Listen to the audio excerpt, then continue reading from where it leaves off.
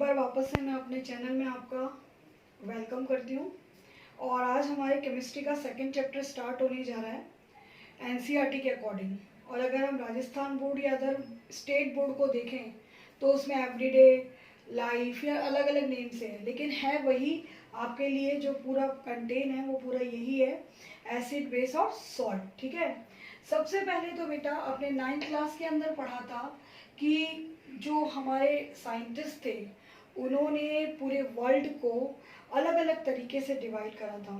कुछ ने उसको डिवाइड करा था उनकी अक्रेंस के फॉर्म पे, जिसमें हमारे एलिमेंट्स आते हैं, कंपाउंड आते हैं, जिन्हें हम प्योर सब्सटेंस में पढ़ते हैं। फिर इम्प्योर फॉर्म के अंदर हमने उसको मिक्सचर्स के अंदर पढ़ा। उसके बाद में कुछ ऐसे भी साइंटिस्ट आए जिन्होंने टेस्ट के, ठीक है, टेस्ट के बेस पर या किसी स्पेशल केमिकल्स के इंडिकेशन के बेस पर आपको डिवाइड करके दिए, और वो थे हमारे एसिड, बेस और सॉल्ट। ठीक है।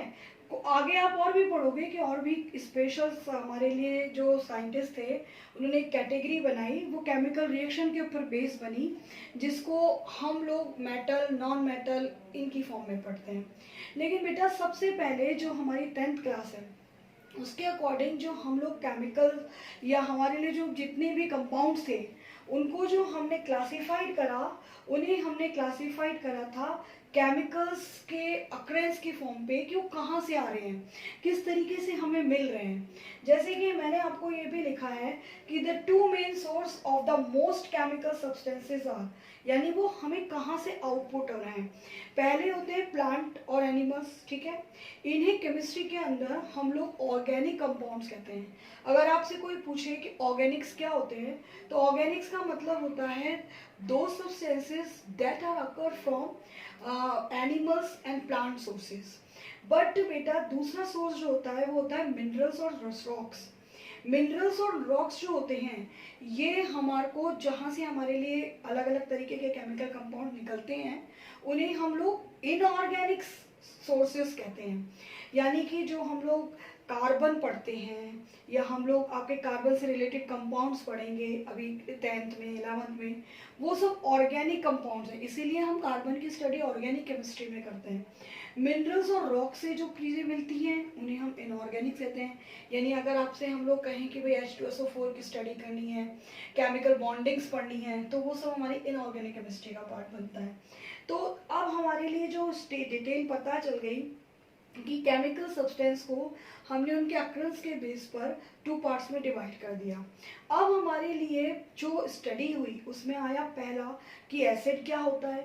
देखो बेटा जो पहले साइंटिस्ट थे उनके पास में इतनी फैसिलिटीज़ नहीं थी कि वो पूरी तरीके से डिस्क्राइब कर सके, पर जहाँ भी कोई चीज़ बनती है तो धीरे धीरे साइंटिस्ट उसको पूरी तरीके से आइडेंटिफाई करते हैं, ऑब्जर्वेशंस करते हैं by using of different chemicals. That's why अलग अलग टाइम पर अलग अलग तरीके की आपके लिए डेफिनेशंस फॉर्म हुई। सबसे पहले मैं आपको वो डेफिनेशन बताऊंगी जो हमारे सबसे पहले साइंटिस्ट ने दी थी, क्योंकि पहला क्लासिफिकेशन ऑफ केमिकल कंपाउंड्स का जो हुआ था वो टेस्ट के बेस पे हुआ था। बाद में पता चला कि हर केमिकल को टेस्ट नहीं किया जा सकता, नहीं तो हम ऊपर पहुंच सकते हैं, इसलिए। तो पहला जो हमारे लिए आया एसिड। ये एक लैटिन वर्ड एसिडिस से फॉर्म हुआ है, जिसका मतलब होता है ऐसे substances, they are the substances which have sour in taste. ये सिंपल डेफिनेशन है। यानी अगर आप लेमन जूस लेते हैं तो वो एसिड की कैटेगरी में आता है। आप अगर टमाटो ले रहे हो तो उसमें मैलिक एसिड्स होता है। अगर आप आंवला ले रहे हो तो उसमें एस्कॉर्बिक एसिड होता है। और ये सब हमें टेस्ट में खट्टे लगते हैं ना। They are the good source of vitamin C. आजकल आपके कोरोना के चक्कर में ये विटामिन सी इम्यूनिटी इंक्रीज करने के लिए बहुत काम में आ रहा है। नाउ बाद में बेटा एक साइंटिस्ट आए जिसको नाम था आर्नियस। आर्नियस ने इसकी पूरी रिसर्च करी और उन्होंने बहुत अच्छी डेफिनेशन दी, और उन्होंने ये कहा कि substances having a replaceable hydrogen ion it when dissolve in water. It means ऐसे सब्सटेंसेस जिनको अगर हम वाटर के अंदर उनका डाइल्यूशंस करें, उनको वाटर में मिक्स करें, तो they give to the hydrogen ion. For example देखिए, मैंने यहाँ पे सबसे सिंपल आपके लिए लिया HCl। This is called off hydrochloric acid. अब आप बड़े हो, क्लास में आ गए हो, ठीक है। अब आप लोग बड़े हो चुके हो तो मेरे को बार बार आपको इनके केमिकल्स नेम नहीं लिखने, लेकिन हाँ अगर कोई मेरा पहली बार वीडियो देखेगा तो वो ये सोचेगा कि क्या कहते हैं इसको, इसलिए मैं लिख देती हूँ। अब आप इसको देखो, ये है हाइड्रोक्लोरिक एसिड, हाइड्रोक्लोरिक एसिड है। अब बेटा मैं जैसे इसमें वाटर को ऐड करती हूँ, देखो जब भी हम वाटर को ऐड करते हैं तो उसका डाइल्यूशन होता है, आगे मैं इसको पढ़ाऊंगी इसी चैप्टर में, ठीक है। अब आपके लिए जैसे ही मैं इसमें वाटर मिक्स करती हूँ तो अकॉर्डिंग टू आर्नियस थ्योरी के जो HCl एक हमारे लिए कंपाउंड है, केमिकल कंपाउंड, ये आपके लिए धीरे धीरे जैसे जैसे वाटर में डिसॉल्व होता है इट प्रोड्यूस हाइड्रोजन आयन, जो कि हमें मालूम है केमिस्ट्री में दो ही फॉर्म होती है, एक होती है कैटायन, दूसरी होती है एनायन। तो it's give to the hydrogen ion as a form of cation, clear, and also produce the HCl as a form of anion. It means acid substances that have hydrogen ion and they also produce hydrogen ion when dissolved in water is called of acid. Acid जिसमें भी hydrogen ion है, लेकिन हमें नहीं पता, लेकिन हम कैसे पता लगाते हैं, जैसे ही हम उसे पानी में डालते हैं तो वो आपके लिए हाइड्रोजन आयन देता है। और ये हाइड्रोजन आयन हमें दिखेगा नहीं बिकॉज इस साइज इज वेरी स्मॉल, लेकिन हम कैसे पता लगाएंगे इसका ऑब्जर्वेशन हम एक इंडिकेटर पे करते हैं, जो मैं आपको थोड़ी देर बाद बताती हूँ, ठीक है। तो हाइड्रोजन आयन की पहले जो आपके लिए डेफिनेशन दी गई थी,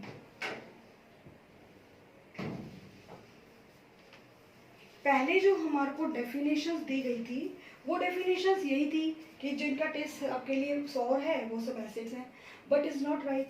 बाद में आर्नियस की थ्योरी से इसको सही करा गया कि ऐसे सब्सटेंस या compounds that contain hydrogen ion and they also produce hydrogen ion when dissolve in water, this is Arrhenius theory. याद रखना ये केवल आर्नियस ने दी थी, आर्नियस की वीक पॉइंट था ये कि इसमें किसी हमको पानी में डिसॉल्व करना जरूरी होगा, अदरवाइज नॉट प्रोड्यूस। अगर आप ड्राई HCl ले लोगे तो आर्नियस की थ्योरी फेल है क्योंकि वो हाइड्रोजन आयन प्रोड्यूस नहीं करेगा। अब आ जाओ सेकंड पर, बेस क्या होते हैं। आर्नियस ने भी इसको सॉल्व करा और सिंपल साइंटिस्ट ने भी इसको सॉल्व करा।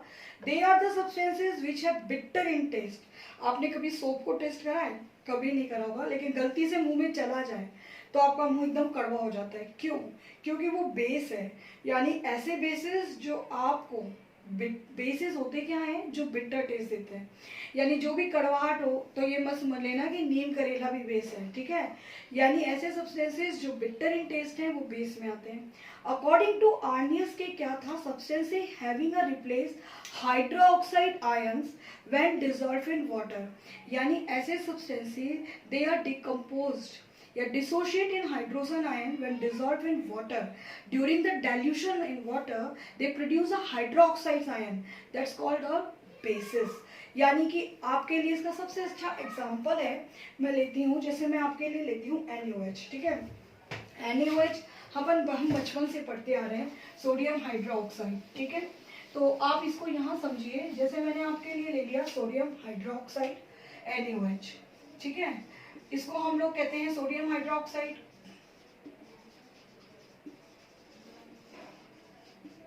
अब अगर मैं इसके अंदर वाटर को डालती हूँ यानी डाइल्यूशन करती हूँ, नाउ अब क्या होगा, जैसे ही आपका डाइल्यूशन होना स्टार्ट हुआ तो बेटा ये आपके लिए सोडियम के केटायन और हाइड्रोक्साइड एनायन में ब्रेक हो जाएगा।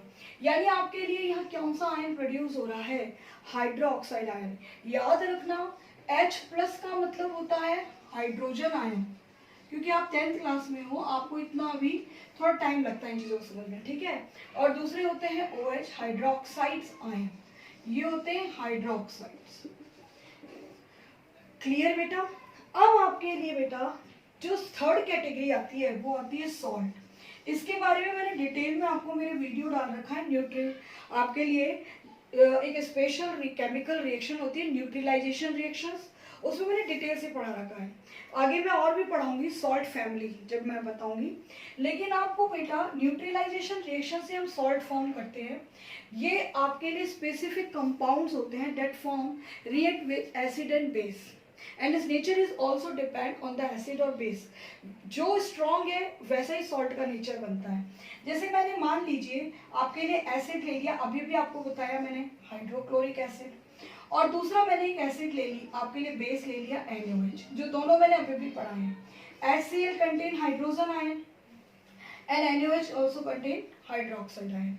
अब क्या होगा जब दोनों में रिएक्शन होती है, तो न्यूट्रलाइजेशन रिएक्शन की पहली कंडीशन क्या होती है, वाटर फॉर्मेशन होता है, यानी कि H और OH बन के वाटर बन गए। अब बचा कौन, सोडियम का आपका कैटायन और क्लोरीन का एनायन, ये दोनों मिलकर दोस्ती करते हैं और आपके लिए क्या बना लेते हैं, सोडियम क्लोराइड।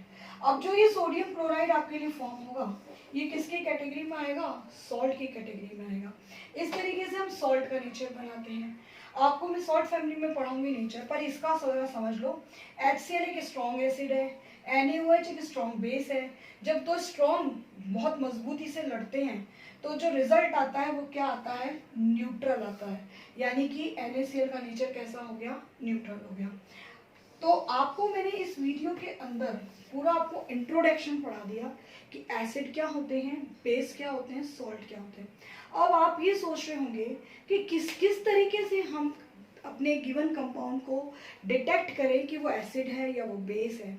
उसके लिए बेटा सबसे पहले एक स्पेसिफिक थिंग बनाई गई थी जिसका नाम था इंडिकेटर। समझ में आ गया।